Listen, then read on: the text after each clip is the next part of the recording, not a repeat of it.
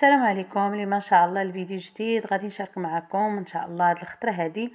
الفقاس بطريقه جد بسيطه وما كيتهرسش البنات كما كتشوفوا معايا، كيكون ناجح مليون في المئة. وغادي نحضروا معكم بواحد المذاق متميز على الفقاس اللي كنستعملوه يوميا.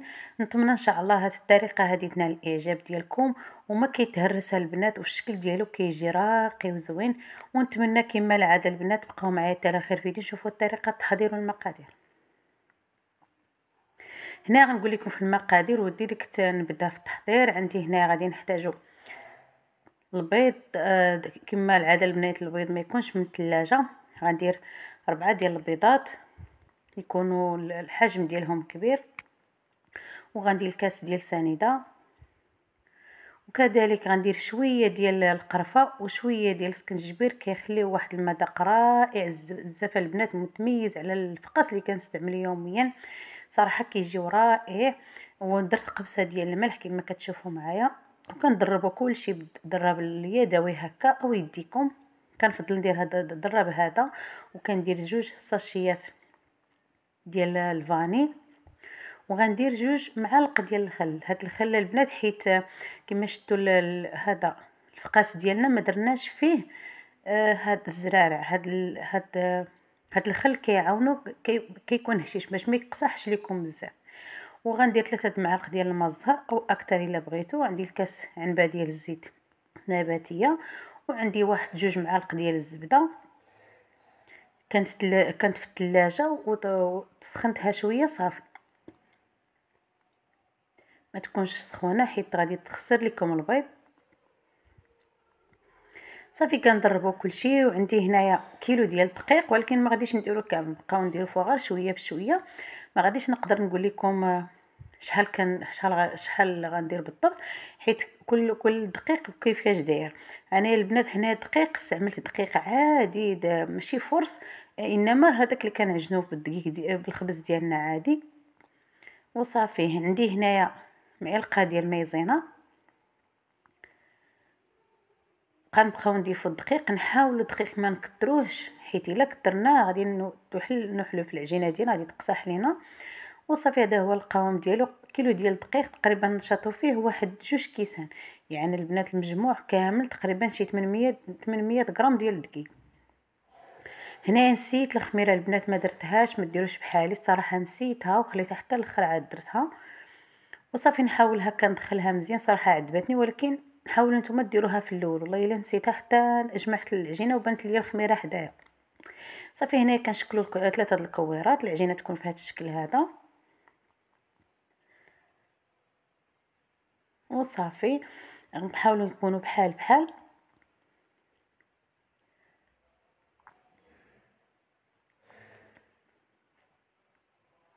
صراحه البنت كيطلق واحد الريحه زوينه، ديك القرفه وسكنجبير اللي درنا واحد الريحه متميزه. عندي هنا البيضه، الصفر ديال البيض رديته على جنب حيت غادي نديرو في الاخر.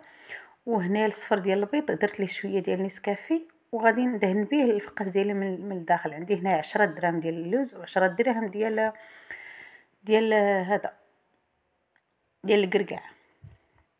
صافي العجينه ديالنا كنجيب واحد البلاستيكه. هنا هزيت البلاستيكه عاديه قطعتها.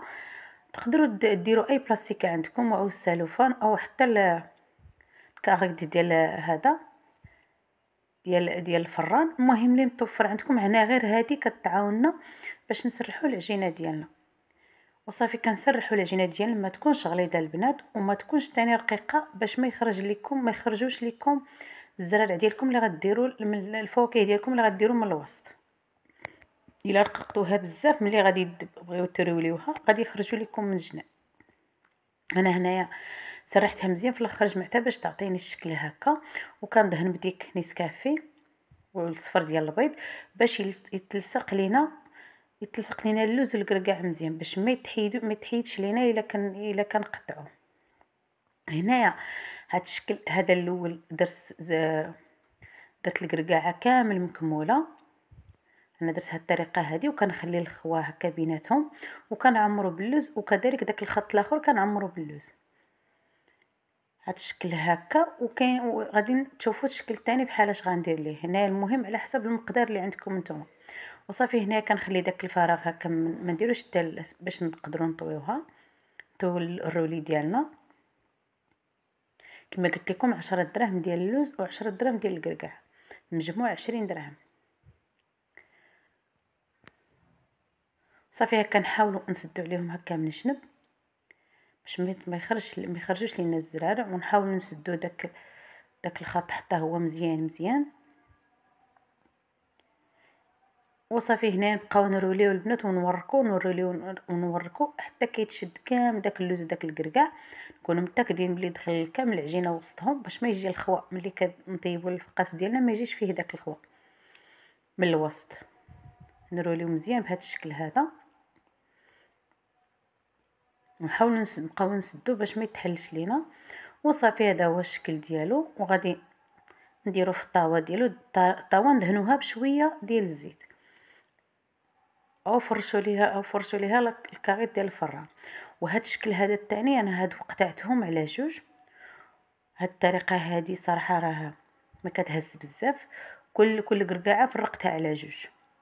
هاد الطريقه حتى هي زوينه.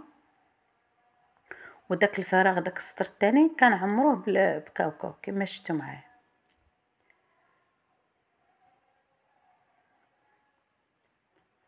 وصافي المهم هنا نحاولوا تاني نجمعوهم كنجمعوا باش داك الفراغ ما يكونش في الوسط بهذا الشكل هذا. هنايا كنديروا نفس الطريقه. صراحه ساهل بزاف البنات، ولكن كيجي رائع بزاف. تحضروا هكا الضياف ديالكم والبنات اللي كيديروا الكوموند كذلك. انا صراحه البنات ما كنديرش الكوموند، كنديرو غير هكا لداري وصافي. صراحه عنده الشكل رائع بزاف. وهنا صافي كتجيب الطاوه ديالي كندهنها بشويه ديال الزيت، وكندير فيه 3 الحراب اللي صاوبت وكندهنهم مزيان مزيان بداك البيض ديال البيض. هاد البيض ديال البيضه البنات باش يشد لينا داك اللوز ايفيلي اللي غادي نديرو. غادي نحاولوا نلصقو مزيان كما غتشوفوا معايا. غادي نلصقو مزيان بيديا. هنا هذا اللوز ايفيلي حتى هو 10 دراهم. هو شاط ليا منه شويه، ما درتوش كامل. مجموع البنات في الزرع اللي شديت كامل 30 درهم. وصراحه شي حاجه اللي زوينه الصراحه البنات، شي حاجه اللي تحمر لكم وجهكم مع ضيافكم او مع العائله ديالكم. وصافي هنا كنعمروهم مزيان بداك اللوز ايفيلي. ملي كندير نرشوهم هكا، انايا حاولت نورك عليهم مزيان مزيان بيديا باش ملي كنقطعوه ما يطيحش لينا. الا درتو هاد الطريقه هذه ملي كتقطعوه كطيح منه غير شي حاجه قليله، ماشي شي حاجه بزاف كاع. بقاو توركوا هكا بيديكم، وداكشي كيلصق في يديكم كترجعوه ليه. انا هكا درت ليه صراحه بقيت معاه حتى تلصق كامل داك اللوز ايفيلي باش الا طاب لي ما يخسرش. وشعلت الفران البنات يكون بارد، وكنخليه في الفران واحد 30 دقيقه حتى 35 دقيقه، حيت نقصت عليه غير من التحت كنخليه حتى كينشف صافي. وكنحيدو ما كنحمروش. هنا درت واحد البراه هكا او شي عود. المهم انا تقبتو كامل هكا باش ما يطرطقش ليا. وكندخلوا الفران كما قلت لكم 30 دقيقه حتى 35 دقيقه على حسب. وملي كنخرجوا من الفران كندهن هذا خليته انا هنا ساعتين البنات. هنا راه برد. جزيت هاد الفوطه هذه درتها في الماء وعصرتها ودرتها عليه، ودرت واحد الكاشه اخرى وخليته ساعتين ديال المكانه. ولا ممكن لكم حتى تبيتوه، ولكن صراحه البنات انا ما بيتوش، خليته غير ساعتين ديال المكانه صافي وقطعته. وصافي كنبدا مباشره. هذه طاحت ليا وطرطقات هكا في الجنب، ولكن ماشي مشكل. هاد الموس ضروري كل الموس يكون ما ديال البنات. هادي مهمه بزاف. الموس ديالكم خاص يكون ماضي مزيان، حيت كنقطعوه في اللوز والكركاع من الوسط باش يجيو متقادين. ملي كنقطعوهم يجيو مقادين كما شفتوا معايا البنات. راه ما كيتهرس ما حتى حاجه، كطيح فيه شي حاجه قليله ماشي شي حاجه كثيره. وانما زعما صراحه راه ساهل البنات وناجح 100%. كما شفتوا مع دوك الفراغات اللي قلت لكم راه ضروري يكون بهذه الطريقه هذه باش ينجح معكم. وصافي كنستمروا بنفس الطريقه، راه ما كيتفرتتش البنات. انا هنا عندي هذا الموس هذا قصير، الاحسن البنات يكون شي موس يكون طويل، خصوصا هذوك الماس دوك الاولين كاع اللي كيقولوا لهم ديال الحاده، دوك صراحه البنات زوينين، هذوك ما متوفرين عندي. افضل ديروا هذوك راه خطيرين في هذا في التقطيع ديال الفقاس. وصافي هنايا التشكيل ديالهم كنستمر حتى كنقطعهم كامل وكنستفهم في الطاوه ديالي.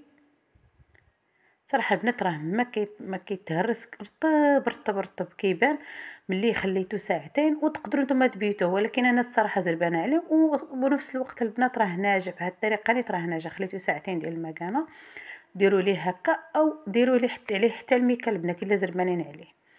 صافي هنايا كنستفو في الطاوه ديالي، كان تقريبا واحد 3 ديال الطاوات، وكنشعل عليه الفران نبقى نقابلو. ما تكونش البوطه مجهده باش ما يتحرقش ليكم. شفتوا الشكل ديالو البنات كيجي خطير بزاف. هذا راه ماشي بحال الفقاس عادي، الفقاس عادي كيجي مدهب بزاف، هذا راه تقريبا كياخذ غير داك اللون اللي فاتح بزاف، ولكن انا خليته يتحمر مزيان. صافي كنخليه حتى كنطيبو كامل البنات، وهذا هو الشكل ديالو النهائي. من بعد ما طيبته الشكل ديالو كيجي راقي بزاف وزوين البنات ومتميز على الفقاس اللي كنحضرهم يوميا. هذا راه بريستيج كيجي رائع، شي حاجه اللي طوب بزاف البنات.